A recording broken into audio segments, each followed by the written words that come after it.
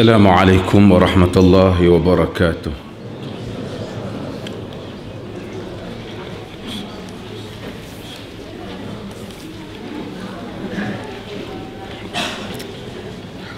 الحمد لله نحمده ونستعينه ونستغفره ونعوذ بالله من شرور أنفسنا ومن سيئات أعمالنا من يهده الله فلا مضل له ومن يضلله فلا هادي له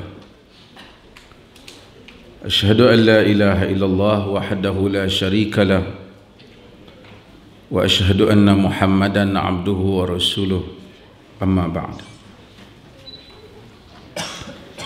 Hadirin dan hadirat yang dirahmati Allah, alhamdulillah kita sambung semula kuliah kita walaupun sudah keluar daripada jadual asal, kerana minggu lepas saya ke Aceh dan merata tak sempat nak memenuhi jadual asal. Dan kebetulan minggu ini pula saya tahu ramai orang yang cuti, ramai yang balik kampung. Dan tapi insyaAllah kita akan terus kuliah seperti biasa. Kita sambung ayat yang terakhir sebelum kita masuk kepada hadis, yaitu waqala ta'ala إذ قالت الملائكة يا مريم إن الله يبشرك بكلمات منه اسمه المسيح عيسى بن مريم وجيها في الدنيا والآخرة ومن المقربين. Dan ingatlah, maksudnya dan ingatlah, إذ قالت الملائكة, ketika malaikat berkata, ketika para malaikat berkata, kerana malaikah adalah jamak ataupun plural kepada malak, iaitu satu malak, angel. Malaikah sebenarnya ialah angels, tapi kita macam saya sebut, kita samakan, kita malaikat, tapi sebenarnya malaikah adalah jamak. Ketika malaikat berkata, wahai Maryam, sesungguhnya Allah yubashiruki, yakni memberikan tabshir, yakni khabar gembira.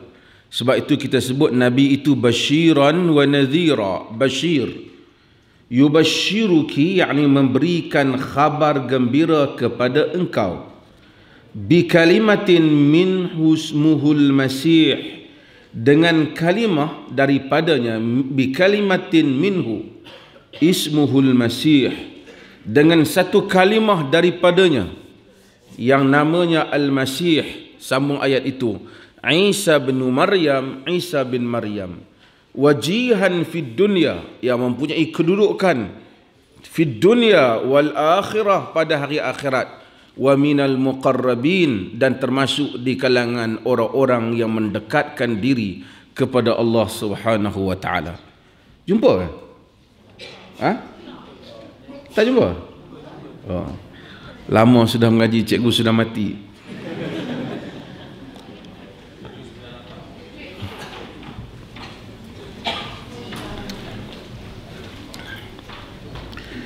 Al-Imam Nawawi rahimahullah di dalam ayat ini hanya mau untuk mengambil tentang tabshir, tentang khabar gembira, iaitu khabar gembira kepada Maryam bahwasanya dengan kedatangan Nabi Isa alaihi salam. Cuma saya nak sentuh beberapa perkara. Kalau kita lihat kepada Al-Quran, kita akan dapati Maryam pada awal dapat khabar bahwasanya dia akan dapat anak, dia berduka cita, kerana ketika itu ia adalah satu masalah besar kepadanya, kerana dia tidak mempunyai suami dan dia akan hadapi apa yang akan dikatakan oleh masyarakat kepadanya, dan itulah yang difikirkan oleh dia.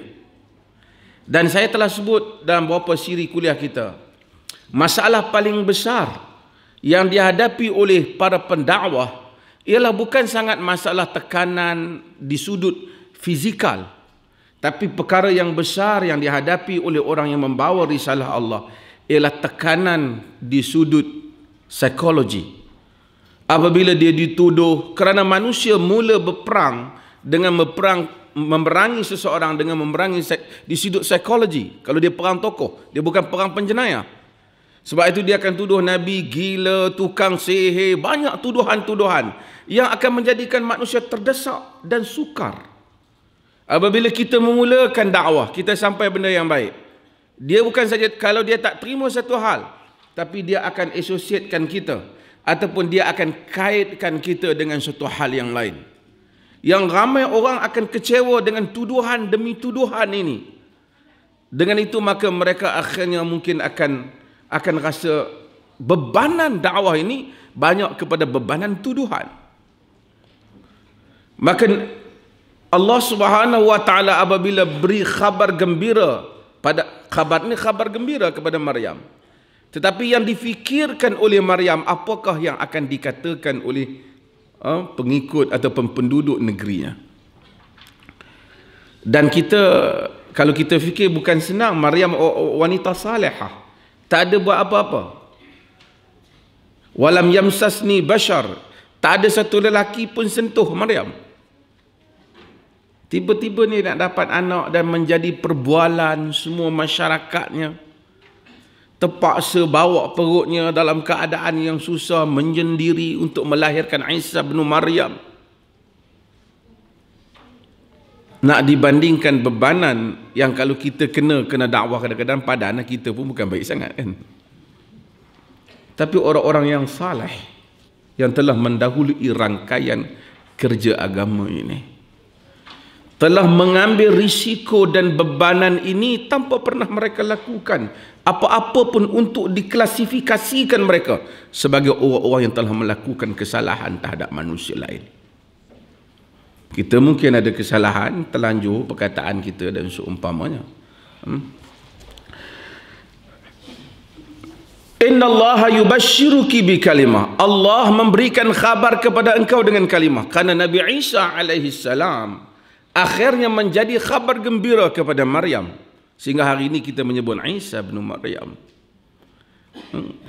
Dalam agama ini, tokoh yang paling diangkat dalam agama ialah Ibrahim alaihissalam. Sebab itu Ibrahim yang paling tinggi. Sama ada Yahudi, Kristian ataupun Islam, tak ada siapa pernah berselisih tentang Ibrahim. Sebab itu mereka namakan dengan Abrahamic faith. Sebab agama Ibrahim. Kemudian para Nabi alaihi wassalatu wassalam. Nabi Isa alaihi salam. Dan kita ada beberapa perkara saya nak sebut. Pertama, kita sebut Isa alaihi salam. Kita sebut Musa alaihi salam. Kerana kita salam, kesejahteraan kita minta. Salawat dan salam dia ada dua. Satu, ia Allahumma salli ala Muhammad. Kita selawat pertama kerana selawat itu dalam kategori doaul ibadah. Kita doa kerana tanda ibadah. Walaupun kita tahu Nabi itu dah sejahtera, tapi oleh kerana Allah menyuruh kita berselawat kepada Nabi-Nya, maka kita selawat. Kerana selawat itu kebaikannya balik kepada kita. Kebaikannya balik kepada kita kerana ia menghubungkan perasaan kita dengan Nabi kita Muhammad sallallahu alaihi wasallam. Sebab itu kita disuruh membanyakkan selawat, yakni Allahumma salli ala Muhammad wa ala ali Muhammad kama sallaita ala Ibrahim wa ala ali Ibrahim sehingga habis. Dan ada banyak lafaz-lafaz selawat ini tentang ahli kepada Nabi Muhammad, kepada kaum keluarga Nabi Muhammad, kepada isteri-isteri baginda sallallahu alaihi wasallam. Al-Imam Ibn Qayyim Al-Jauziyah menulis satu kitab Jala'ul Afham, tulis kitab bagaimana nak memahami fi fada'is salati ala khairil fi fada'is salawati ala khairil anam, tentang sebab kelebihan berselawat kepada sebaik-baik insan, yakni Nabi Muhammad sallallahu alaihi wasallam. Selawat ni bukan kena pergi tengah padang ramai-ramai baru selawat dak. Dia selawat Allahumma salli ala Muhammad wa ala ali Muhammad. Dia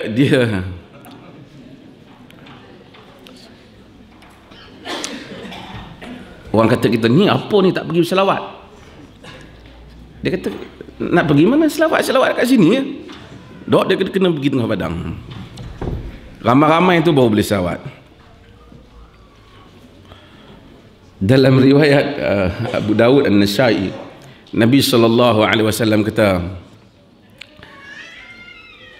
la taj'alu buyutakum qubura wa la taj'alu qabri 'ida wa sallu alayya fa inna salawatakum tablughuni haitsuma kuntum. Jangan kamu jadikan rumah kamu itu sebagai kubur. Jadi jangan jadikan rumah sebagai kubur. Dah banyak riwayat rumah sebagai kubur ni. Jangan jadikan rumah sebagai kubur dan jangan jadikan kuburku sebagai perayaan. Berselawatlah kepadaku kerana selawat kamu itu sampai kepadaku di mana saja kamu berada. Yani kita Allahumma salli ala Muhammad wa ala ali Muhammad. Dalam riwayat yang lain Nabi sallallahu alaihi wasallam kata, la taj'alu buyutakum qubura. Kan? Jangan kamu jadikan rumah kamu sebagai kubur. Jadi kemudian Nabi kata, inna syaitan yafirru minal buyut atau minal bait tuqra'u fihi suratul Baqarah. Sesungguhnya syaitan lari daripada rumah yang dibaca padanya surah Baqarah. Menunjukkan Nabi kita jangan jadikan rumah sebagai kubur. Baca Quran di rumah. Maksudnya orang tak baca Quran di kubur lah. Itu mafhum yang dipahami oleh mazhab Abu Hanifah, mazhab Malik dan sebahagian qaul dalam mazhab Ahmad. Kita disuruh berselawat kepada baginda Nabi sallallahu alaihi wasallam kerana ada hubung kasih dan hubung cinta antara kita dengan para anbiya alaihi wassalatu wassalam. Dalam surah As-Saffat Allah Subhanahu wa taala kata, wa tarakna alaihi fil akhirin salamun ala nuhin fil alamin wa kadzalika najzil muhsinin. Allah kata, dan kami tinggalkan untuknya pada orang-orang yang selepasnya, pada orang-orang yang akhir. Apa dia Allah tinggalkan? Salamun ala nuhin fil alamin. Selawat kepada salam, ucapan salam kepada Nuh untuk sekalian alam. Demikian itu kami membalas bagi orang-orang yang melakukan kebaikan. Para ulama tafsir berbahas apa yang Allah tinggalkan. Wa tarakna alaihi fil akhirin. Apa yang Allah tinggalkan? Mereka kata takdirnya ialah salamun ala nuhin. Yang ditinggalkan itu ialah salam kepada Nuh. Maka para ulama menyebut tentang kita berselawat juga bukan saja berselawat dan salam ini bukan kepada Nabi Muhammad sallallahu alaihi wasallam sahaja, tetapi juga kepada para anbiya yang datang sebelum daripada itu. Allah kata salamun ala Nuh, salam kepada Nuh. Maka kita pun salamun ala Nuh. Kita sebut Nabi Nuh alaihi salam, kepadanya itu salam. Kita doakan untuk dia, dia memang sejahtera kerana ia menghubungkan perasaan kita dengan perjuangan yang telah dilakukan oleh para anbiya alaihi wassalatu wassalam. Dia menghubungkan perasaan kita dengan perjuangan yang telah diambil dan risiko cinta dan kasih yang telah dilakukan oleh para nabi alaihi wassalatu wassalam. Kerana agama ini dia dibina di atas hubungan kasih dan cinta. Hubungan kita dengan para anbiya bukan kerana hanya mengumpul jasa yang telah ditinggalkan, tetapi menghambarkan perasaan cinta, mengeluarkan perasaan cinta, menzahirkan perasaan cinta kita kepada mereka di atas apa yang mereka lakukan itu dan hubungan mereka dengan Tuhan. Kerana cinta kepada orang-orang yang saleh itu sebahagian daripada tuntutan agama, dan para anbiya merupakan kepala kepada orang-orang saleh. Maka kita diajar. Sebab itu apabila Allah Subhanahu wa taala sebut tentang Nabi Ibrahim alaihi salam, Nabi Ibrahim buat satu benda yang besar. Inna hadza la bala'ul azim. Apa yang apa nama Nabi Ibrahim lakukan tentang nak sembelih anaknya.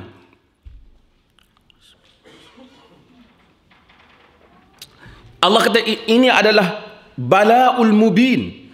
Ini adalah satu ujian yang besar. Karena bukan untuk letakkan pisau memotong tengkuk anak. Untuk memotong tengkuk semua orang boleh. Tapi untuk berhadapan dengan perasaan untuk memotong tengkuk itu ialah tengkuk anak sendiri, ialah sesuatu yang besar. Yang tidak boleh dilakukan oleh sesiapanya. Allah kata wa fadainahu bidzabhin azim. Kami ganti untuk Ibrahim dengan sembelihan yang besar. Gantian kibas yang lain Allah ganti. Wa tarakna alaihi fil akhirin. Sekali lagi macam Nuh, dan kami tinggalkan untuknya pada orang-orang yang selepasnya. Apa dia? Salamun ala Ibrahim. Salam kepada Ibrahim. Wa kadzalika inna kadzalika najzil muhsinin. Dan demikian itulah sesungguhnya kami demikian itulah membalas orang-orang yang telah melakukan kebaikan. Salam. Jadi bila kita Allahumma salli ala Muhammad, kita ingat Nabi Muhammad. Nabi Ibrahim alaihi salam, kita salam kepadanya, kerana itu titah perintah Allah di dalam Al-Quran. Demikian apabila Allah Ta'ala cerita tentang Musa dan Harun, Allah kata wa tarakna alaihima fil akhirin. Kami tinggalkan untuk mereka berdua pada orang-orang yang selepasnya. Salamun ala Musa wa Harun. Salam untuk Musa dan Harun. Inna kadzalika najzil muhsinin. Dan kami demikian itulah membalas bagi orang-orang yang telah melakukan kebaikan. Sebab itu apabila kita melakukan amal ibadah, kita pergi ke Mekah, kita pijak tempat di dalam kawasan Kaabah, kita bukan sahaja ingat tentang Kaabah, tapi kita mengingati sejarah perjuangan yang panjang bermula daripada Ibrahim alaihissalam dan para anbiya yang datang selepas daripada itu. Maka seorang Muslim sentiasa tidak bersendirian. Mungkin dia dibuang di dalam satu negeri yang tidak ada siapa melainkan dia sebagai seorang Muslim. Tetapi hubungan sejarah dengan perjuangan yang panjang yang bermula daripada para anbiya sebelumnya akan memberikan kekuatan kepadanya bahwasanya aku tidak pernah bersendirian dalam perjalanan perjuangan yang sangat panjang untuk mentauhidkan Allah Azza wa Jalla.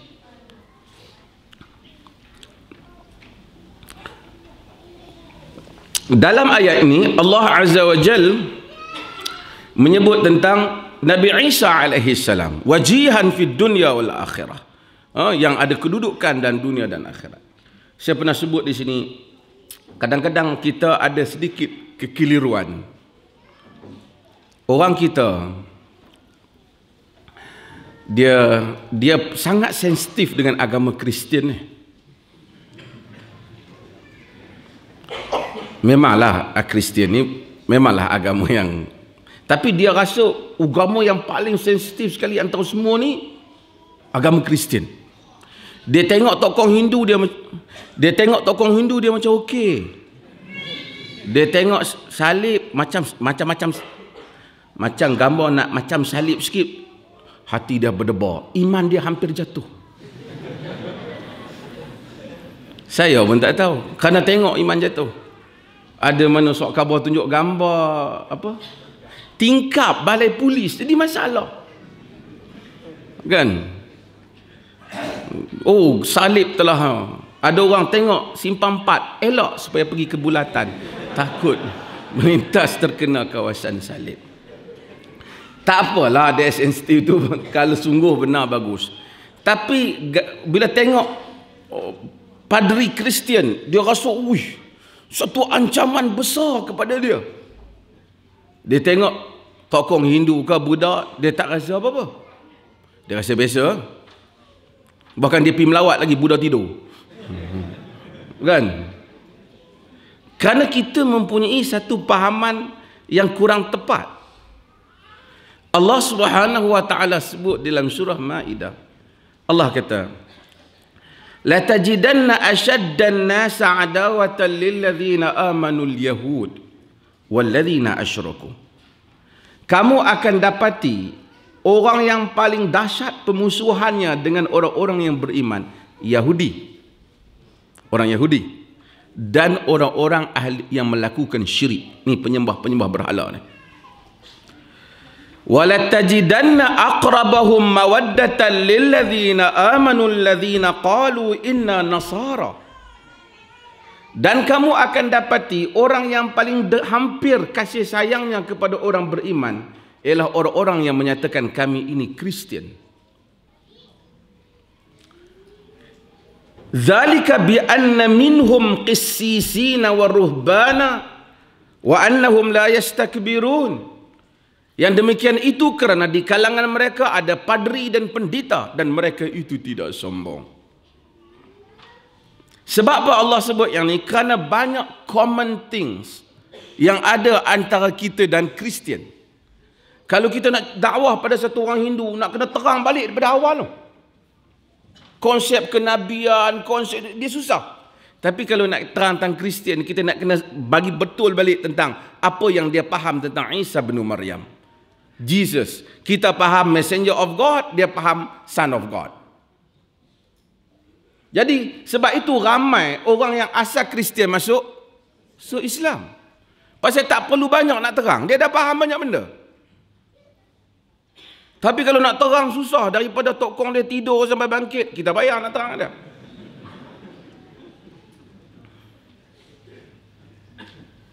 Tapi konsep kenabian, konsep ketuhanan banyak yang sama. Sebab itu maka Allah Subhanahu Wa Taala kata dekat, mereka paling dekat. Cuma approach kita tak betul. Kita tengok, patutnya dia tengok kita, dia takut. Pasal banyak benda kita boleh terang kat dia. Banyak benda yang Quran counter, jawab balik apa yang mereka kata di dalam apa yang mereka dakwah. Bible itself never support apa yang mereka kata.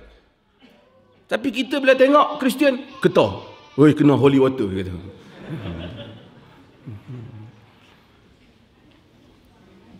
Terminum holy water sampai tak boleh mengucap kata. Kalau ada holy water sungguh tak boleh mengucap. Kuat Kristian. Orang Kristian bagi minum habislah kat Eropah tu. Eropah tinggalkan Kristian. Gereja-gereja kosong. Amerika mungkin kuat sikit sebab dia negara baru. Tapi di Europe susah mereka nak kempen.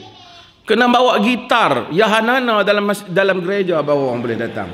Contohlah kan. Tidak ada, buat kata Tuan Mahathir tak ada kena mengena dengan siapa-siapa.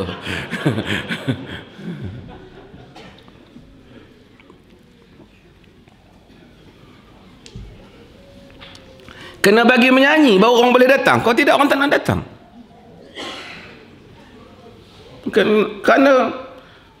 Kerana susah. Orang tak, kerana satu agama yang tak boleh dipahami. 3 dalam 1, 1 jadi 3. Suka nak lebih suka nak faham lebih daripada GST lagi. Kerana benda paling payah dalam negara ni sejak ditubuhkan nak faham GST lah. Kerana tak dapat dipahami oleh orang yang pernah memerintah negara ni, apatah lagi nak dipahami oleh kita rakyat biasa.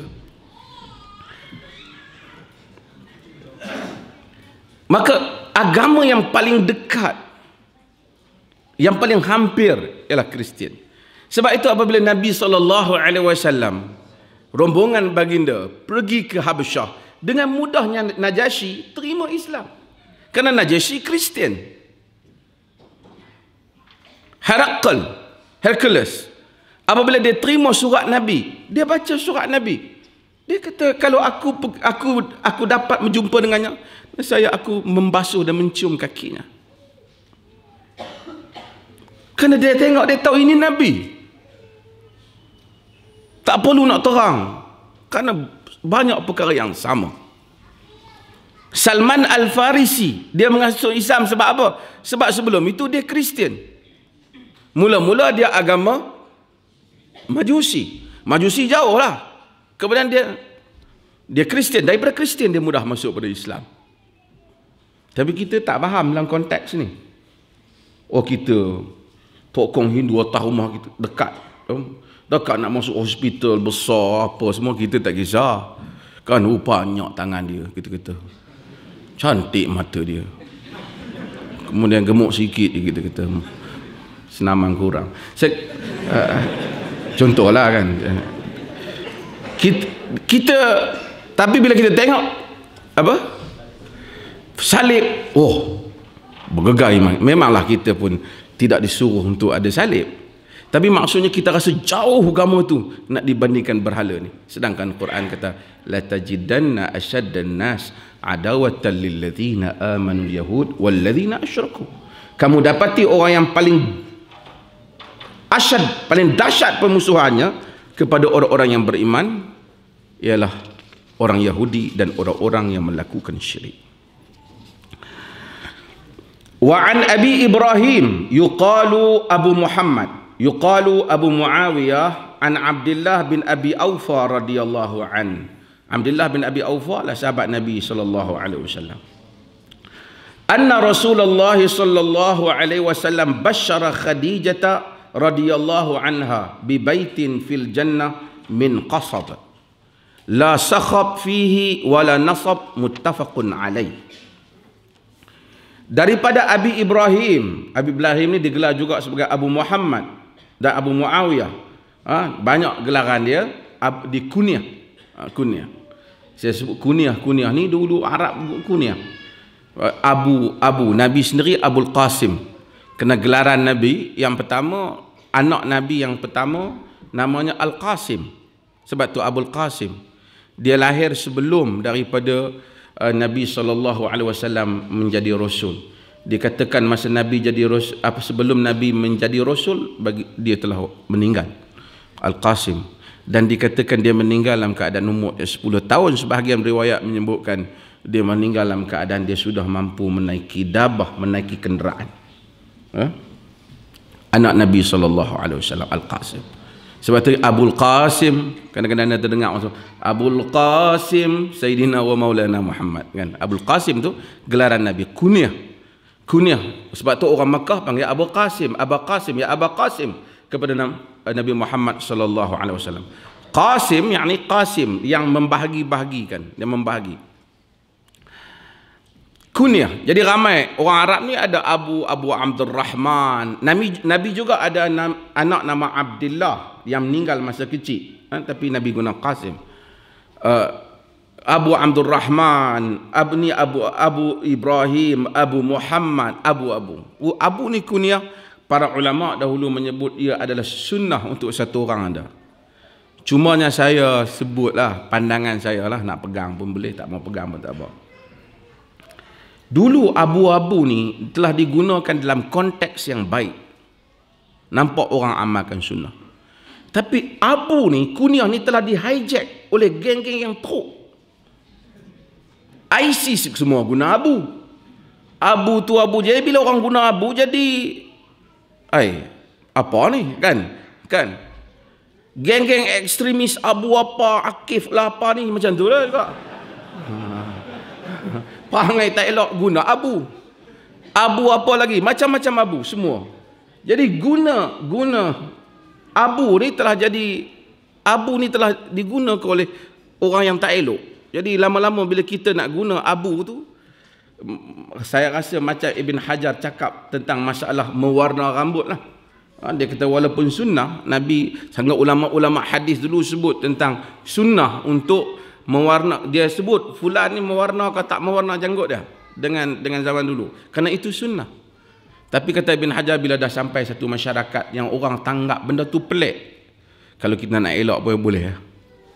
Abu ni saya taklah kata elok, tapi kalau tak pakai pun tak apalah, pasal semua pakai. Abu apa, Al-Baghdadi lah, Abu Sayyaf, semua pakai ambil abu kan.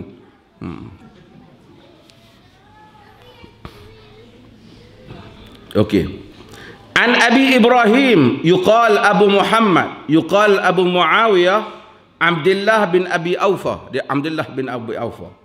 Anna Rasulullah sallallahu alaihi wasallam, sesungguhnya Rasulullah sallallahu alaihi wasallam basyara Khadijah radhiyallahu anha, telah memberikan khabar baik gembira kepada Khadijah radhiyallahu anha.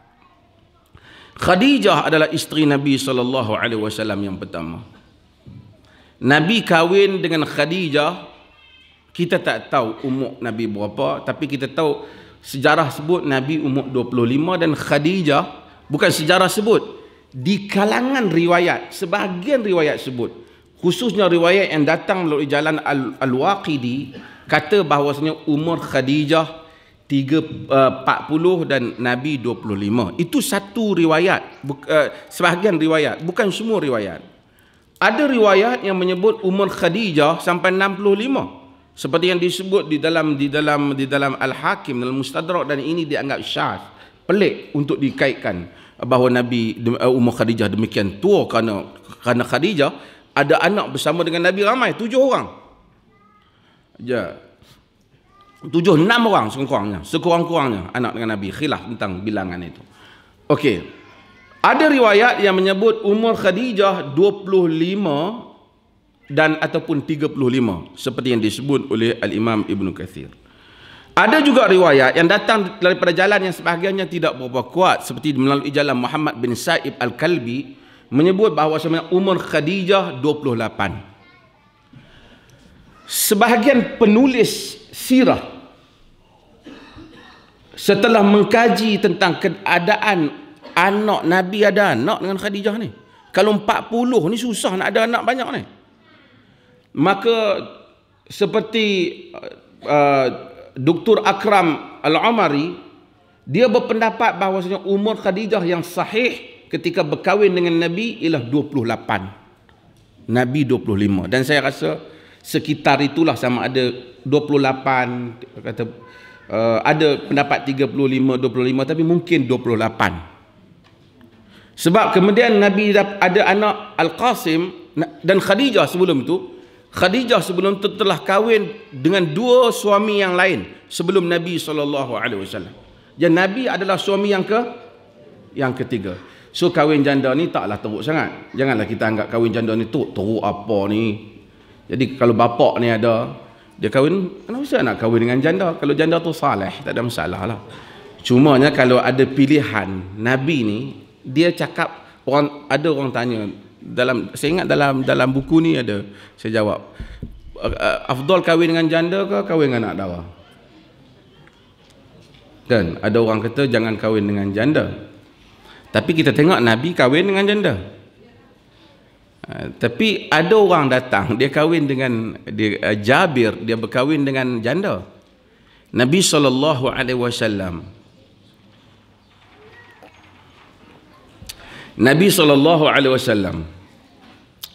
dia kata, tazawwajta ya Jabir? Dia kata, na'am tazawwajtu ya Rasulullah, aku kahwin. Dia kata, bikran am sayba? Anak dara ke janda? Nabi kata, bal sayba, janda. Nabi kata, ala bil bikr tula'ibuha wa tula'ibuka, tudahikuha wa tudahikuka. Kenapa tak kahwin dengan anak dara? Engkau bermain dengannya, dia bermain dengan engkau. Engkau menjadikan ia ketawa, dia menjadikan engkau ketawa.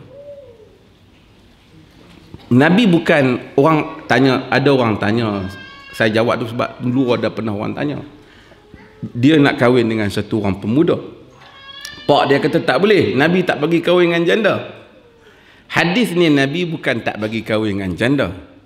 Hadis ni Nabi bercakap tentang satu orang bila dia nak kahwin, first dia nak kahwin, dia mungkin kalau antara 2 kelebihan itu, ada satu anak dara, satu janda, untuk dia mudah berurusan, dia mungkin akan lebih kemungkinan akan lebih mudah berurusan dengan anak dara. Sebab anak dara dia tak ada pengalaman.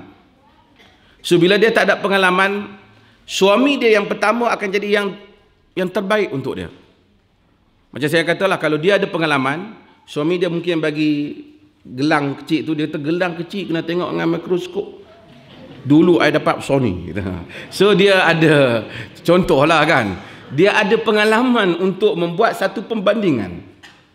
Kalau dia melainkan, tapi Jabir telah bagi tahu kepada Nabi tentang kenapa dia memilih janda. Dia kata kerana dia Abdullah telah tinggalkan adik-adik perempuan yang besar-besar. Dia tak nak satu orang yang mari lebih muda pada mereka, tak boleh uruskan adik-adik dia. So Nabi berdoakan kepada dia dengan keberkatan. Nabi tak kata no. Jadi kita tengok, kalau ada dua situasi, janda dan anak dara, janda soleh, anak dara tak soleh, tentulah soleh yang dipilih. Salehah, yang tak salehah itu nombor dua, kan? Tapi dalam keadaan biasa, pengalaman orang yang tak ada pengalaman, Nabi sebut hadis tadi. Nabi sendiri dalam sejarah dia kahwin dengan dia jangka. Khadijah telah kahwin sebelum baginda sallallahu alaihi wasallam dua. Satu dia kahwin dengan seorang bernama Atiq Al-Makhzumi, seorang lagi dia kahwin dengan Abu Halah dia panggil. Nama dia Malik bin Nabash. Dia dua orang ni, yang pertama ni ada anak, yang kedua pun ada anak dengan Khadijah. Dan kemudian bila kahwin dengan Nabi sallallahu alaihi wasallam ada beberapa orang anak, iaitu Qasim, Al-Qasim, kemudian Zainab dengan Khadijah juga. Kemudian Abdullah yang meninggal masa kecil, Zainab sehingga hijrah. Zainab 10 tahun sebelum daripada Nabi sallallahu alaihi wasallam diangkat menjadi rasul, baginda dapat Zainab. Kemudian ada Ruqayyah, anak Nabi sallallahu alaihi wasallam.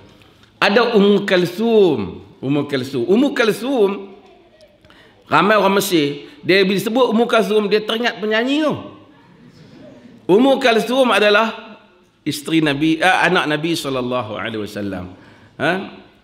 Yang Nabi sallallahu alaihi wasallam kahwinkan dengan siapa?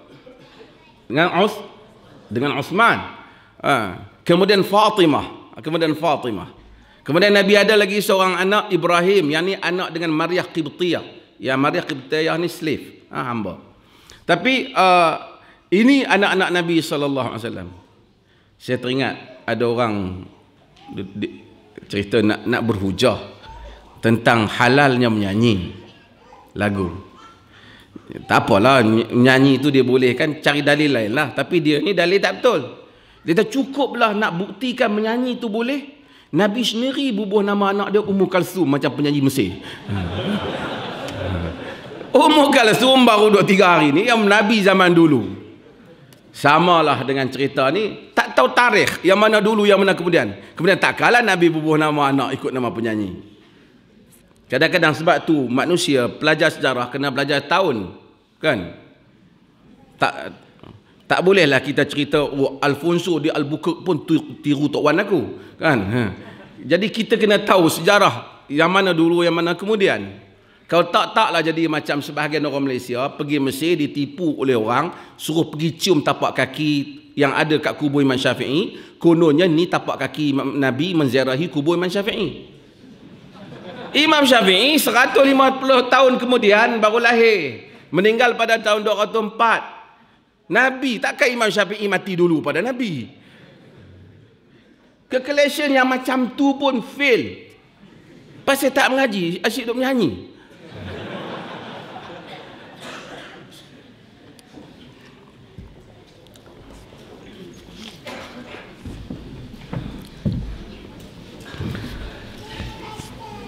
Anna Rasulullah sallallahu alaihi wasallam basyara Khadijah, telah memberikan khabar gembira kepada Khadijah radhiyallahu anha bi baitin fil jannah, dengan satu rumah di dalam syurga, min qasab.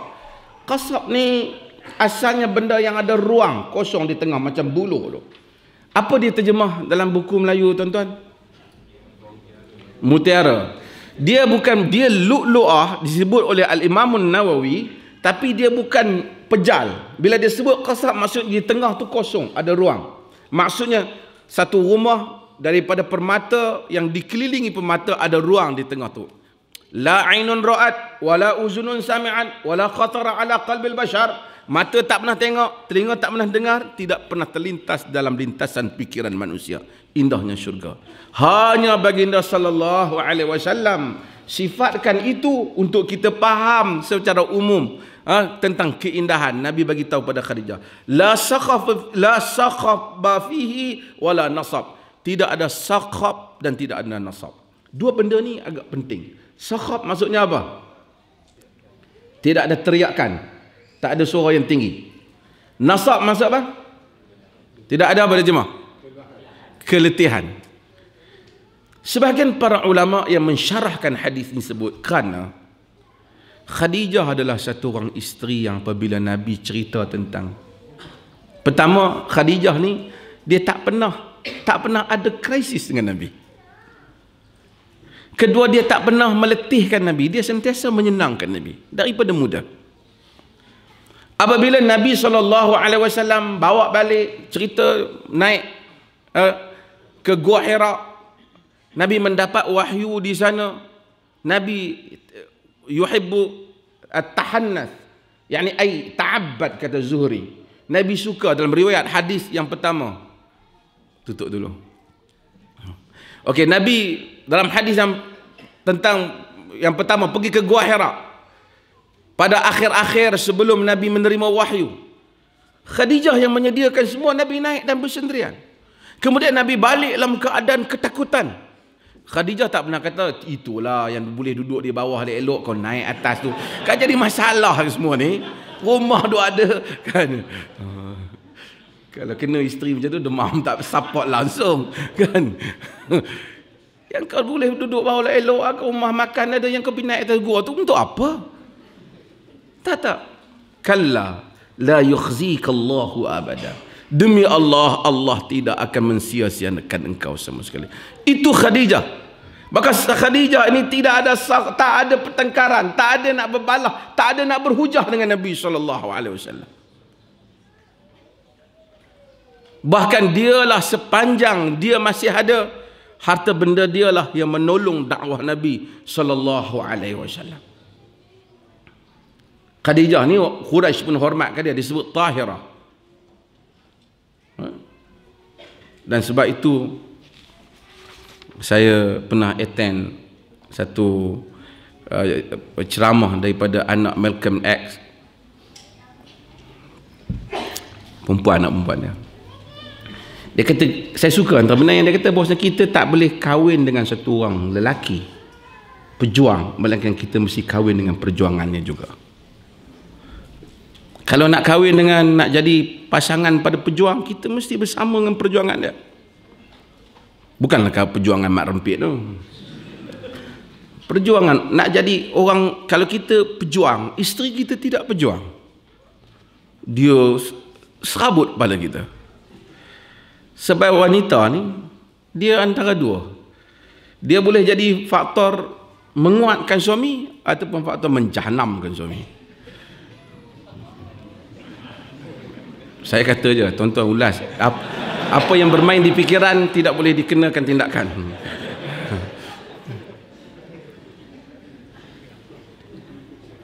Kerana sebab itu orang kata Datuk Hanafi, mana Datuk Hanif? Tak ada Allah, tak boleh nak mengumpat dia.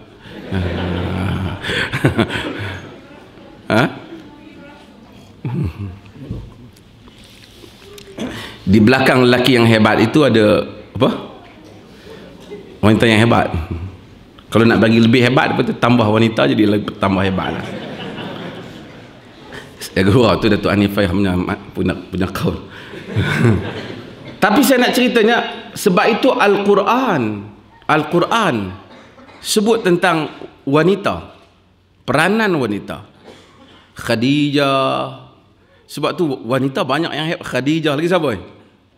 Asia, kan? Imra'atu Fir'aun. Dan Imra'at apa? Asia, Fatimah. Dan banyak, sebenarnya ada banyak muhaddisat di kalangan wanita. Yang kita, wanita telah menduduki, hatta Aisyah radhiyallahu anha. Aisyah yang paling kritis sekali dalam hadis-hadis Nabi SAW. Banyak hadis saya telah sebut, banyak hadis tentang wanita. Aisyah pembangkang utama. Ada sebut tentang wanita, terus telinga dia. Macam mana tu? Ada je perkataan wanita, cepat dia. Dia takut orang salah faham dan merendahkan makna bagi wanita. Sebab tu Az-Zarkashi himpun Al-Ijabah ala masdarakat huwa Aisyah ala sahabah. Jawapan ataupun jawapan kepada apa yang Aisyah himpunan. Aisyah telah himpun hadis-hadis bagaimana Aisyah mengkritik. Zarkashi himpun hadis-hadis bagaimana Aisyah mengkritik sahabat-sahabat Nabi SAW yang meriwayatkan hadis. Dan Quran sebut ada kelebihan kaum wanita yang mungkin yang mengatasi lelaki.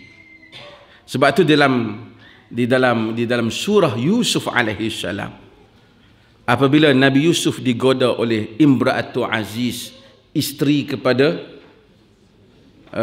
menteri di Mesir itu, kata riwayat Israiliyat namanya Zulaikha, ia diriwayatkan oleh Kak Kenduri.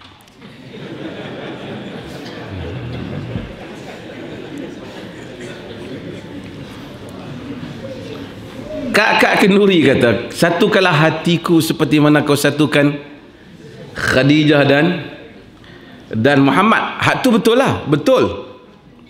Dan seperti mana kau satukan Zulaikha dan... Tak ada cerita Zulaikha dengan Yusuf ni, tak ada apa riwayat Quran ataupun hadis yang sahih yang cerita Zulaikha kahwin dengan Yusuf. Ada riwayat yang Israiliyat yang barangkali Zaid bin Aslam ambil daripada Israel, Bani Israel, tapi tidak sabit daripada Nabi SAW. Tapi ketika Zulaikha, katalah nama dia Zulaikha, kita tak tahulah nama dia apa, barangkali lah, sebutlah, dah ramai orang berbuah anak dia Zulaikha kan. Ketika isteri Al-Aziz ini, dia menggoda Yusuf alaihissalam. So bila dia menggoda Yusuf, kemudian dia telah, suami dia datang, dia kata bahawasanya Yusuf yang goda dia. Kedua syahid dan kemudian saksi daripada kaum keluarga mereka sendiri telah menjadi saksi kepada kes ini. Wa syahida syahidun min ahlihi, seorang saksi dari kalangan kaum keluarga raja itu sendiri. Dia kata, in kana qamisuhu qudda min qublin fasadaqat wa huwa minal kadhibin. Jika bajunya terkoyak daripada depan, dia betul, isteri itu betul, dan Yusuf termasuk di kalangan yang bohong, pendusta. Sebab dia andaikan bila serang daripada depan, terkoyaklah kan. Jadi dia macam serangan seks kan. In kana qamisuhu wa in kana qamisuhu qudda min duburin fakadzabat wa huwa minas sadiqin. Jika sekiranya baju dia terkoyak daripada belakang, baju siapa? Baju Yusuf, maka bohong. Siapa yang bohong? Siapa yang bohong? Zulaikha bohong. Wa huwa minas sadiqin. Yusuf termasuk di kalangan orang yang benar. Dia simple lah. Yang ni dalam undang-undang dia panggil qarina. Bagaimana nak mengaitkan kes. Maksudnya tidaklah semesti begitu. Tapi artinya kalau tak ada pembuktian yang lain, pembuktian sampingan ini yang boleh support satu kes untuk dijadikan bahan pembuktian. Falamma ra'a qamisuhu qudda min duburin qala innahu min kaidikun. Apabila suami dia tengok yang koyak tu daripada mana? Dia belakang dia kata innahu min kaidikun wa inna kaidakunna azim. Ini termasuk di dalam kaid kamu. Kaid, dalam kaid, yakiduna kaida, perancangan tipu helah kamu. Sesungguhnya tipu helah kamu azim. Azim ini sangat besar. Itu Quran record tu. Maksudnya perempuan, bukan saya kutuk perempuan, tak. Perempuan kalau dia membuat satu tipu daya, dia punya akal dia memang hebat. Innahu min kaidikun wa inna kaidakunna azim. Dia punya cerita dia tu hebat. Suami dia boleh reban, dia duk relax lagi. Artinya dia punya kaid. Bukan dia kata kaid kamu kuat ke apa tak. Azim. Sangat besar. Kan? Betul ke Umar? Ha? Ini tak ada menghina wanita, tapi maksudnya kebijaksanaan lah kan. Kalau digunakan dengan cara yang bijak. Sebab tu suami kebanyakannya tewas. Suami kat luar hebat. Kita mesti, saya takut berikut. Balik rumah, isteri pusing telinga je. Kata bagi projek ni kat I. Yes, saya kata. Dah lah, saya cakap cerita tempat lain. Tak ada kena-mengena. Ini tak ada kaitan. Tak ada kena-mengena dengan siapa-siapa.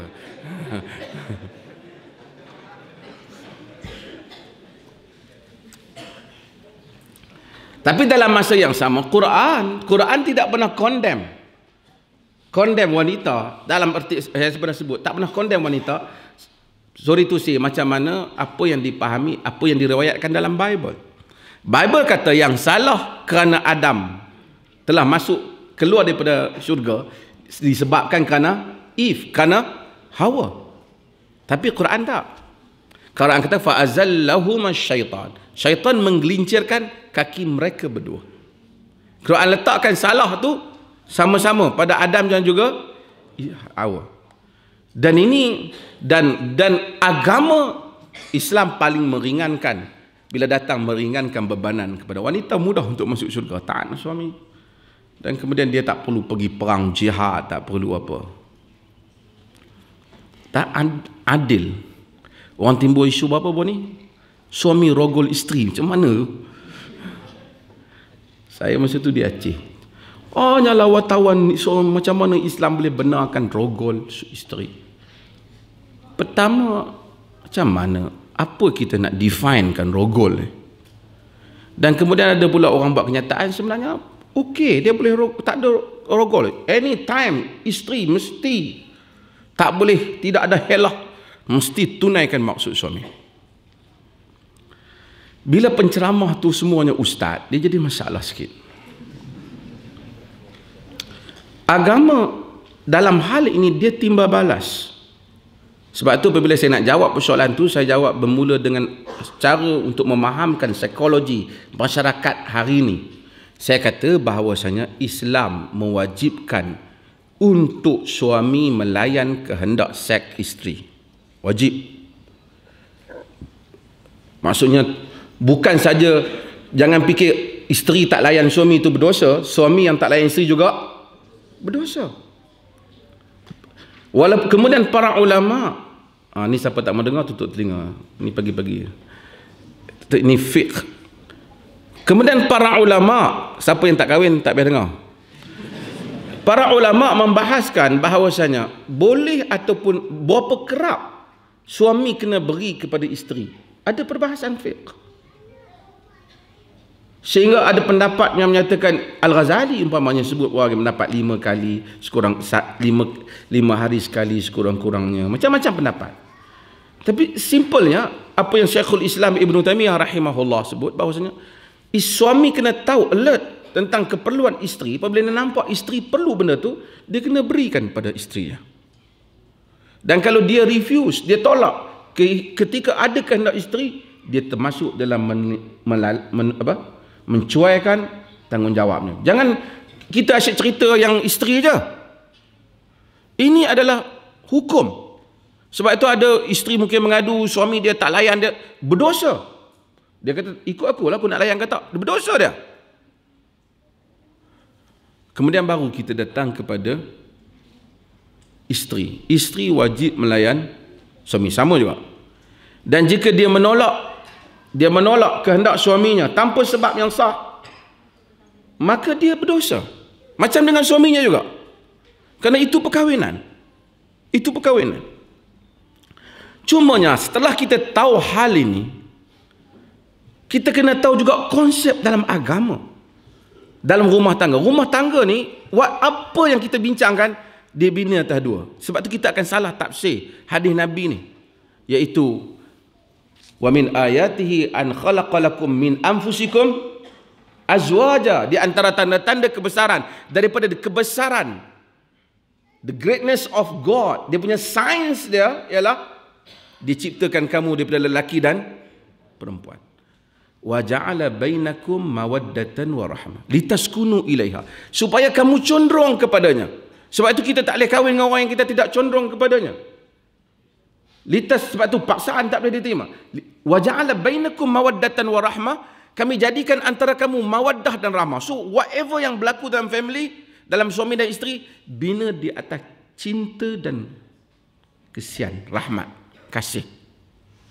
Maksudnya kalau dia bagi makan pun tak kesian, dia bawa pergi jalan tu pun cinta dan kasih, berlakunya persetubuhan juga atas cinta dan kasih.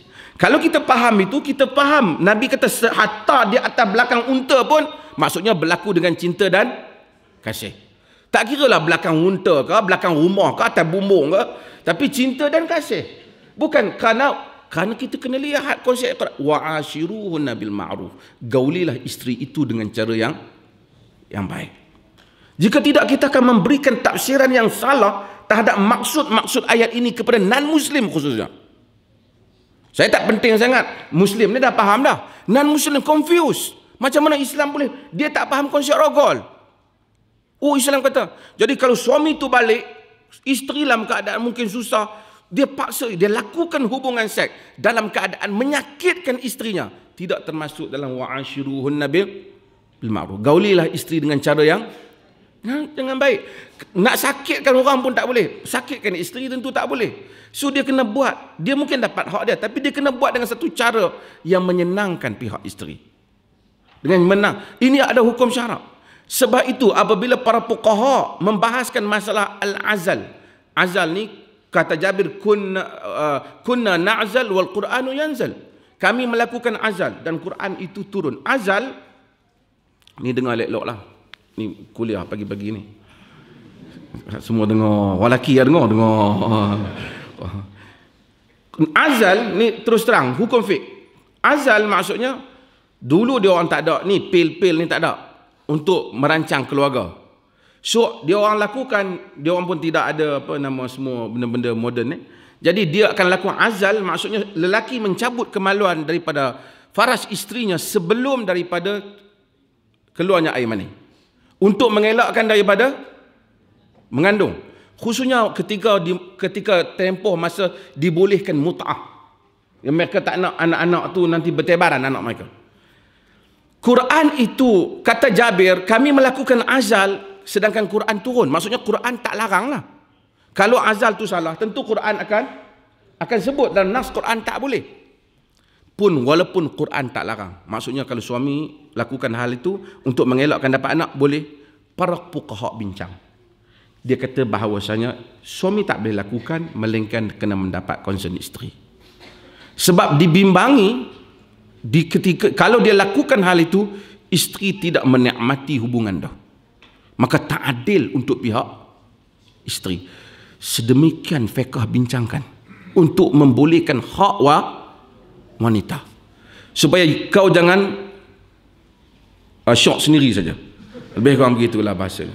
Supaya kau sendiri saja. Kerana supaya nikmati ini dinikmat oleh dua pihak. Bagaimana kita nak kata Islam bolehkan rogol? Mustahil. Sebab tu berhati-hati bila ni ustaz ke apa buat kenyataan di media. Dia akan memberikan tafsiran yang salah terhadap maksud Nabi SAW. Then kalau suami itu tak menunaikan, ada masalah. Contohnya suami ni ada penyakit AIDS.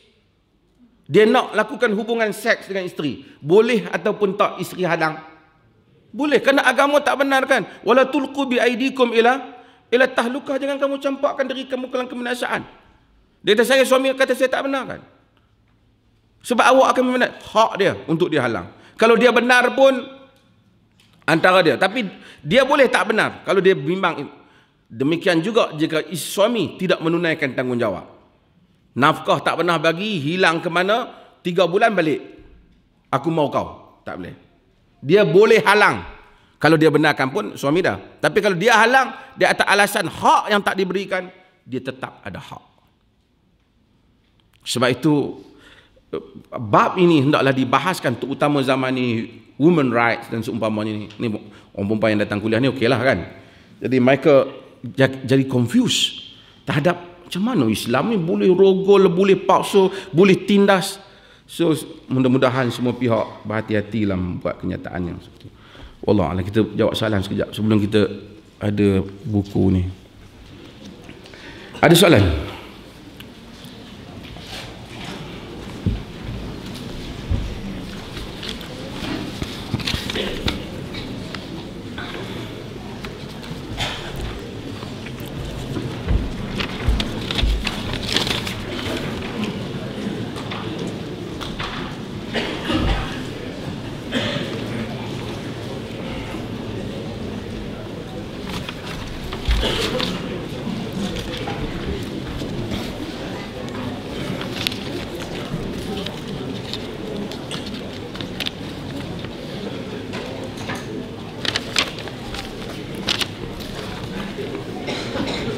Apa ni? Peperangan adalah tipu daya.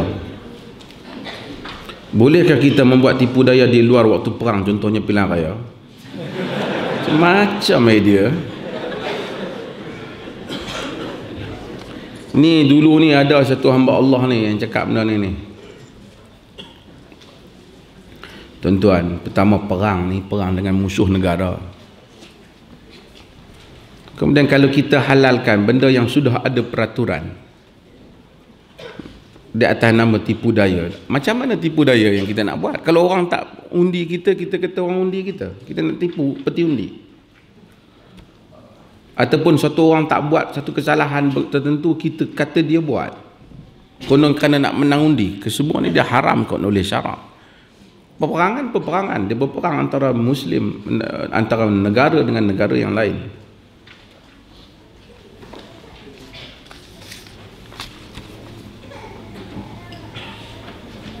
Adakah golongan Habib ada keturunan Nabi? Lama dah ni. Tak apalah, mungkin ada yang keturunan Nabi, kan? Tapi ada juga, saya tengok ramai juga tiba-tiba jadi Habib je, kan? Habibi, anak kata, ya Habibi. Saudara kita pun Habibi juga. Habib ni maksud apa? Kekasih, ya Habibi, inta habibti. Arab kan kata kat makwa dia, ya Habibti, kan? Dalam bahasa Ammi, wahai kekasih, kan? Tapi kalau orang tu keturunan Nabi, ada orang kata kat saya, perlih ni tak hormati keturunan Nabi, tak dijemput keturunan Nabi untuk berselawat di atas padang. Saya kata jangan buat tuduhan. Perlih paling hormat keturunan Nabi. Perlihlah satu-satunya negeri yang menjadikan Said raja. Setakat nak menyanyi, biasa je tu, ramai orang menyanyi. Jangan main tuduh-tuduh.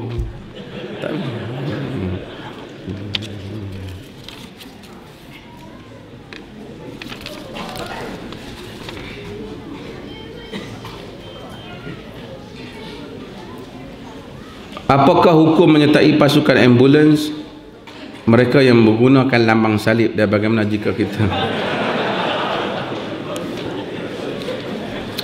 bukan pi duk sembah salib tu, kita pi bagi ubat. Kita bagi ubat. Kalau disuruh kita angkat salib tu sebagai orang Muslim tok di belakang kita, kita tak buat lah benda tu. Kita kalau misi tu, Nabi SAW, dia telah hadir di dalam perjanjian Fudul, Half al-Fudul, di rumah Abdullah bin Jan'an. Masa tu Nabi belum lagi jadi Rasul. Nabi kata, wallahi law du'itu bihi fil Islam la ajabt. Ahlan wa sahlan tu. Demi Allah, jika aku dipanggil kepadanya semasa aku Islam ni, semasa telah jadi Rasul, saya aku hadir.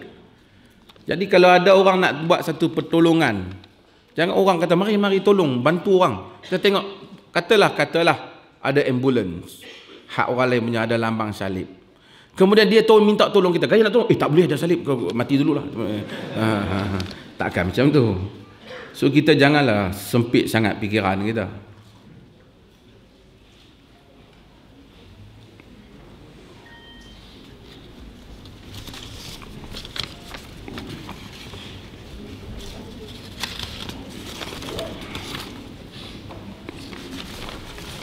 Saya nak tengok satu soalan yang belum pernah jawab.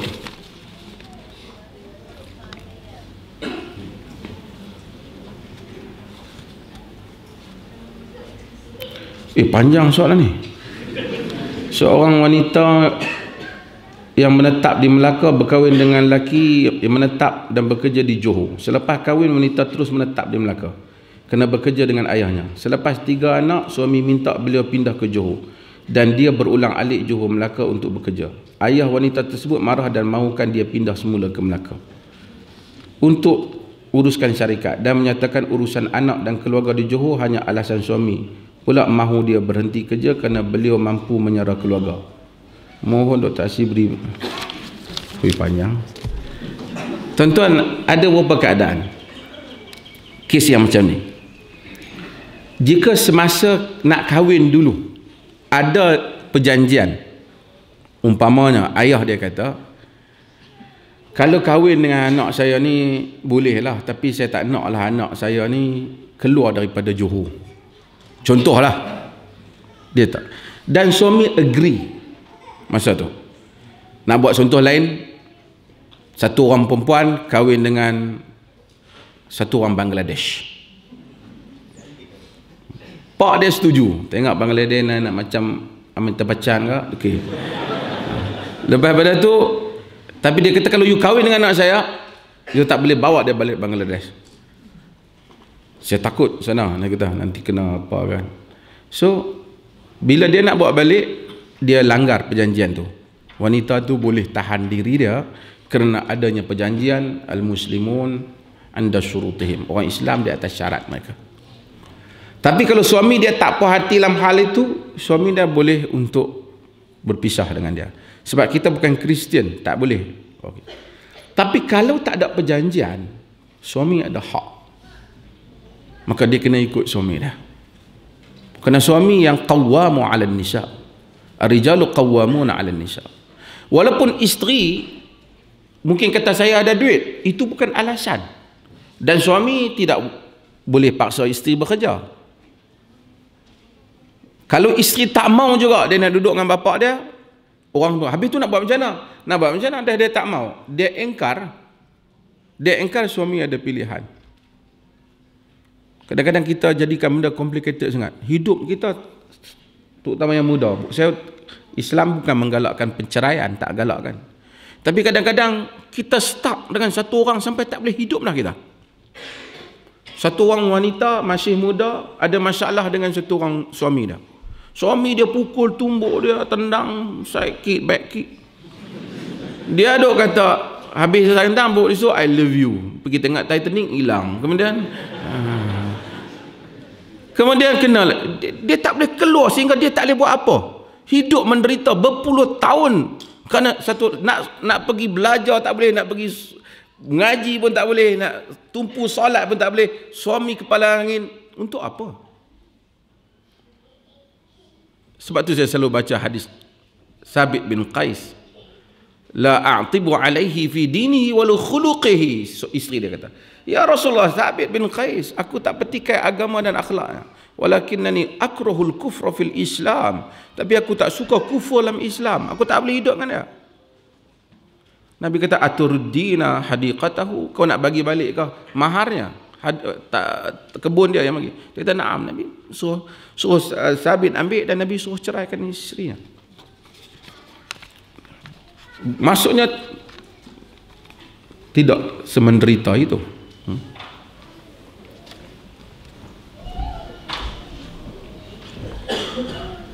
Bolehkah kita menarik makmum datang sebelah kita ketika kita solat untuk merapatkan saf? Boleh. Kerana ada hadis ketika Nabi solat di rumah Maimunah, pada waktu malam Nabi tarik Ibnu Abbas, faja'alahu ni an yaminihi. Nabi tarik dia bagi dia ada sebelah kanan Nabi. Terjemahan kalbu, jantung ataupun hati, yang mana lebih tepat? Ada artikel saya boleh baca. Dia terjemahan qalb, maksudnya jantung, heart, bukan liver.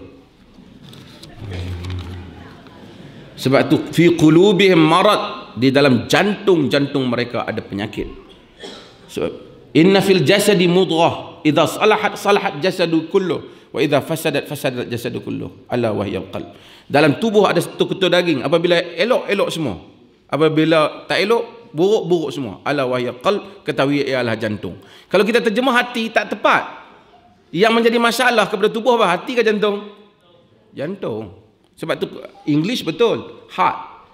Sebab tu bila kita terjemah heart attack, dia tak kata serangan hati pula. Aku dah kena heart attack, serangan hati.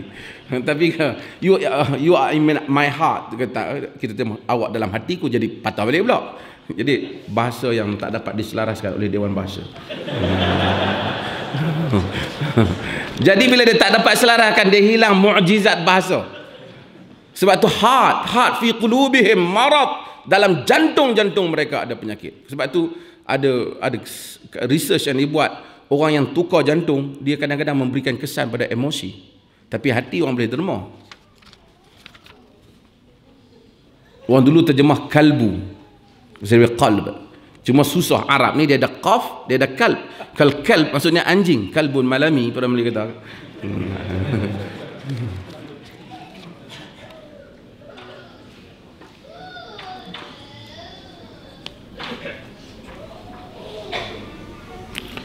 Kami bersekolah di sebuah institusi pendidikan. Kami dilarang menyimpan janggut.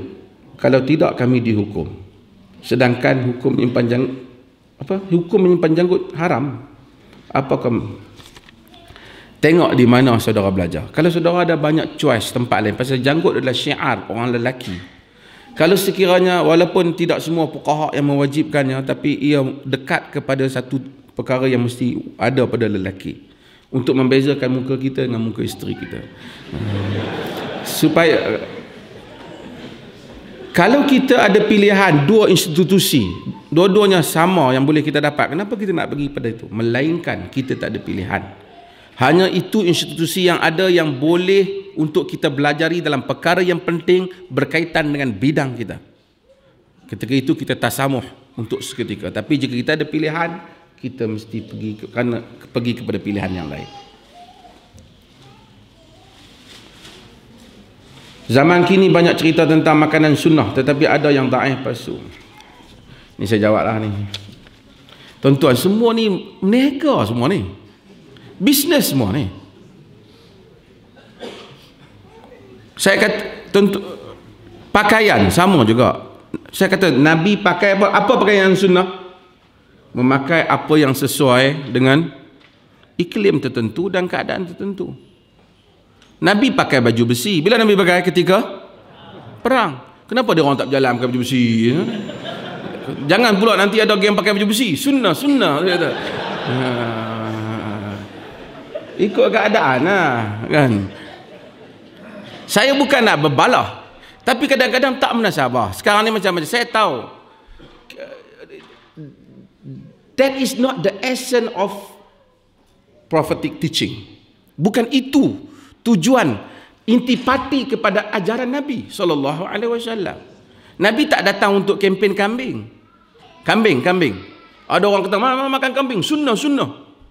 Tentu Nabi makan kambing kerana masyarakat Arab makan kambing. Abu Jahal makan kambing. Tapi yang sunnah ialah makan dengan kadar keperluan. Ada orang darah tinggi ke apa, kalau lah saya tak tahulah, kena tanya doktor lah. Kalau tak sesuai dia tak boleh makan. Jadi makan ini melainkan apa yang Nabi sebut, seperti rutab ataupun tamar, dia buka puasa dia makan. Nabi kata ni'mat ta'am sarid, sebaik-baik ta'am ialah sarid. Sarid ialah daging yang ada kuah tu, yang Arab makan dengan roti. Dan kita mungkin tak makan benda tu. Nabi bercakap dalam konteks orang Arab ketika itu. Nabi tak datang untuk kempen daging lembu ke, daging unta ke. Nabi kempen kulu washrabu wala tusrifu. Makan dan minum jangan berlebihan. Ada orang kempen Nabi minum susu unta. Dia kata Nabi tak pernah sakit. Nabi pernah sakit. Nabi pernah sakit kepala, sebab tu Nabi berbekam. Macam orang duk kempen tolong bekam, sunnah. Nabi bukan pergi bekam tak tahuan halal macam tu. Apabila dia sakit baru dia bekam. Maksud apabila sakit cari ubat. Kau tidak membangun Islamic civilization, peradaban Islam yang bangun di Andalus semua bukan kerana bangun tak benda ni semua. Ia bangun di atas kita telah menghasilkan berbagai perubatan. Bimaristan adalah merupakan hospital-hospital yang dihasilkan di Baghdad dan di Andalus yang telah jauh mendahului apa yang ada di Eropah ketika itu. Satu perpustakaan di Andalus bukunya menyamai keseluruhan perpustakaan di Eropah. Di dalam berbagai bidang. Bukan kempen makan kismis ya. Nabi tak kempen benda tu, cuma Nabi lakukan kerana itu yang ada di sekitaran. Sekarang ni orang kempen slipper pula buat atas kepala. Sebab Nabi pakai slipper. Dia kata siapa tak suka slipper ni tak sayang Nabi. Kenapa tak bubuh gambar unta tak kepala? Nabi pun naik unta. Ataupun ambil gambar kambing, kerana Nabi juga makan kambing. Saya bukan nak lawan benda tu, tapi itu tidak akan membangunkan umat. Dengan awak ada slipper tak kepala, tapi kopiah ni bukan awak yang buat, Cina yang punya, dia tidak memberi apa-apa makna pada awak.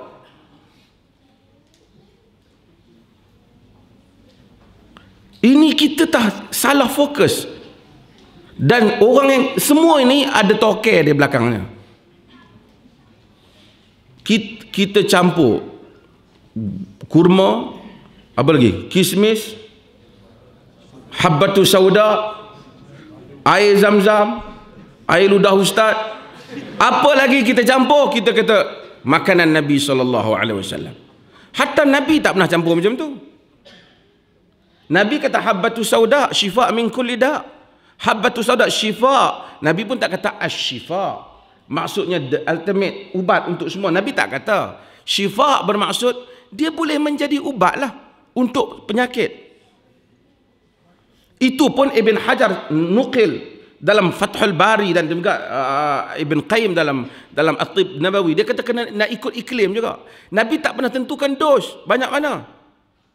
Letak habatus sauda satu cawan ni minum tengok. Panas kepala. Sebab itu maka saya tak apalah, memang saya tahu ramai ustaz-ustaz nak kaya sekarang ni, tapi jangan tipulah, kan.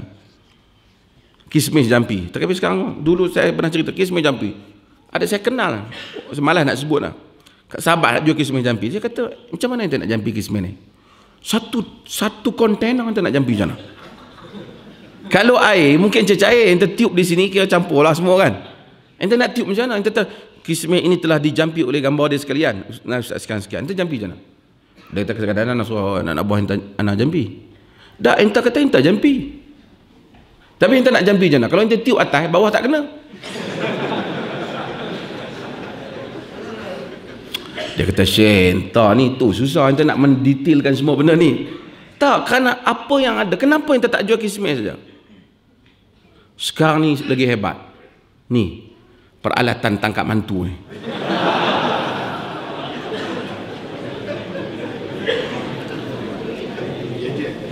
Gadget. Tapi kita jangan lupa, saya bukan nak kacau bisnes orang. Tapi benda ni sebelum ada di dalam dia orang buat, di dalam Kristian dah ada. Dalam Kristian dah ada. Kalau tuan-tuan pergi, saya pernah pergi ke Jepun. Jepun ni antara negara tak beragama. Tak tahu, satu orang tu tak tahu dia lahir agama apa, dia mati agama apa. Dia ikut lahir agama apa, mati dia pilih mana yang murah. Pasal semua kena cah belakang. Dalam saya pergi kuil dia, shrine dia yang cantik tu, saya pergi masa saya jadi tetamu Japan Foundation beberapa tahun lepas. Tak lemak lah tentang tengok, saya pergi tengok dia apa cara dia semayang semua kan. Saya tengok okey, elok, disiplin, semua duduk elok, tertib. Tapi last tu macam ada unsur kita juga. Last di kempen ada minyak wangi dia ni, kalau dibeli yang di dalam kuil dia ni ada kelebihan sekian untuk balik rumah. Bukan ustaz lah, padri dia tu lah, bukan padri apa? Tok Sami, Tok Cha dia tu yang tu. Jadi otak bisnes ni ada dalam banyak manusia. Sebab itu Quran fokus kepada ahlul kitab supaya jangan makan harta benda orang secara batil. Kerana agama sering boleh dieksploit untuk ditipu orang supaya dapatkan duit. Zaman Dr. Qaradawi ni, saya sebut kuliah lepas, Dr. Qaradawi sebut, bukan saya, kata kat dia. Dia Wahabi, saya tak. Dr. Qaradawi dia kata dalam buku dia Al-Bid'ah Fid Din, di antara satu bid'ah dia kata yang muncul aku tengok zaman ni, orang yang buka klinik untuk tangkap mantu ni. Ni untuk jampi-jampi ni. Yang mana dulu dia berlaku secara irtijal. Orang sakit mari Nabi baca. Dan Nabi bukan semua dalam keadaan tu, sebab itu ada nama Al-Haris bin Kaladah. Al-Haris bin Kaladah ialah pakar perubatan Arab. Yang mana Nabi SAW benarkan sahabat untuk pergi berubat dengan dia. Dia tak masuk Islam. Ibn Hajar sebut nama dia dalam Al-Isabah fi Tamyiz Sahabah. Dia pakai perubatan Arab. Maksudnya Nabi pakai servis ni. Balik kepada yang pakar lah. Sekarang bila ada orang senak perut pun hantu. Pasal dalam pemikiran bomoh dia tak ada. Dia tak ada. Dia yang tahu hantu raya, tak hantu raya, pelesit. Tak pelesit, saka. Kan? Apa orang sakit kena kanser pun hantu. Tu saya kata kadang-kadang hantu heran. Macam mana aku terbabit pula? Aku tak ada kes pun. Tapi bagi sebuah universiti untuk keluar benda ni, tempat akademik, sangat tidak wajar. Universiti tempat research, tempat bercakap benda. Untuk nak membangun, orang tak bercakap pasal jin. Jin alam dia. Ada surah jin. Tapi ni semua.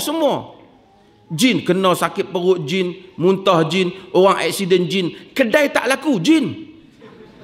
Saya buka kedai, restoran tak laku sebab ada orang buat. Semua pikiran kita superstitious. Semua masuk dalam kepala dan kita tak boleh bergerak. Dan saya rasa pemangkin benda ni, selain daripada Raja Bomo tu, yang dah diisytihar apa, pemangkin benda ni sebahagiannya golongan agama. Tangkap hantu. Sakit pun sakit hantu. Tuan-tuan pergilah, saya bukan nafikan sihir ada. Tapi tuan-tuan pergilah. Orang yang selalu cakap pasal hantu, tuan-tuan pergilah tahun depan ke rumah dia, mesti cerita hantu lain pula. Betul. Dia kata ni sakit ni, ada saka. Habis saka tu, besok mai pula, tahun depan kita jumpa dia, ada orang sebelah hantar setan. Esok kita pergi pula, anak dia. Itu saja pikiran dia. Tuan-tuan pergilah. Kenalilah orang yang suka macam ni. Itu kerana syaitan telah menguasai dia. Syaitan telah menguasai dia. Tapi kalau orang yang tak ambil kisah sangat benda ni, dia tak jadi benda macam tu. Okay, terima kasih banyak. Ni banyak ni soalan ni. Kalau nak jawab.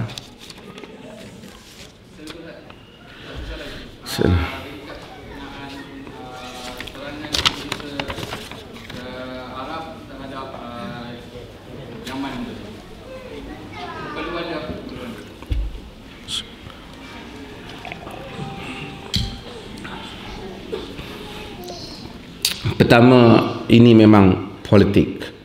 Saya berpendapat, wallahu alam, gerakan Syiah di Yaman mesti dikekang. Itu saya rasa kita tak berbeza. Tapi bagaimanakah nak kekang gerakan Syiah di Yaman? Itu sama ada rakyat Yaman sendiri ataupun orang luar kena tolong mereka. Kalau tidak, mereka akan dikuasai. Adakah Saudi masuk tu kerana dia nak lawan Syiah? Saya tak tahu. Tapi saya agak.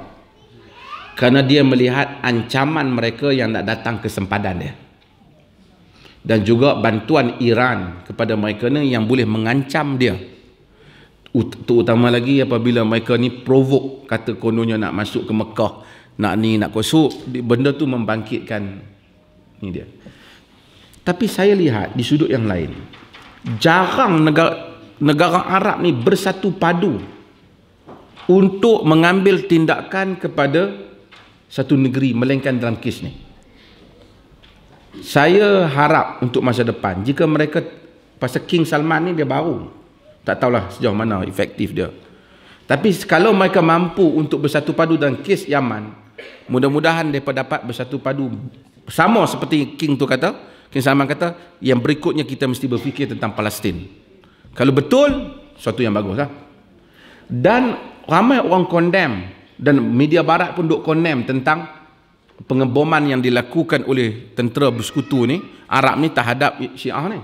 Memang kita pun kalau bunuh orang awam, kita condemn dia. Tapi barat lupa, serangan mereka di Syria dan Iraq telah membunuh jauh lebih banyak lagi.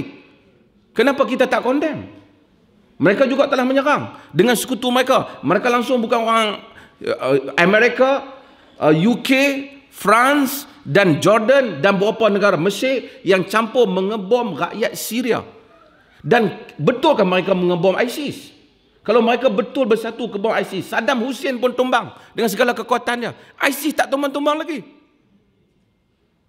ISIS bukan satu kerajaan yang besar, bukan ada jet fighters macam mana yang Saddam Hussein ada. Kenapa tak boleh tombang? Karena mereka tak tombangkan ISIS sebenarnya. Mereka bom orang awam. Tapi kenapa kita tak bantah mereka bom orang awam? Karena media mereka kuasai. So, ini semua politics. Dan kita keliru, kita duduk pada zaman fitnah. Inna baida yadai sa'a sinin qadda'a. Yusaddaqu fiha al-kadhib wa yukadzabu fiha as-sadiq wa yukhawwanu fiha al-amin wa yu'tamanu fiha al-kha'in. Sebelum berlakunya kiamat ada tahun-tahun yang membohongi manusia. Dikatakan benar orang yang bohong, dikatakan bohong orang yang benar, dikatakan amanah orang yang khianat, dan dikatakan khianat orang yang amanah. Wa yatakallamu fiha ar-ruwaibidah, dan akan bercakap pada zaman itu ruwaibidah. Qalu wa man ruwaibidatu ya Rasulullah? Apa itu ruwaibidah wahai Rasulullah? Qala tafihun nas yatakallam fi amril ammah. Manusia selekeh tapi bercakap dalam urusan awam. Orang tak ada tahu apa bercakap. Lagi dia cakap lagi orang confuse. Tengoklah negara kita pun jam. Bukan bagi penerangan, lagi orang penat. Orang pula tak faham, hang juga faham.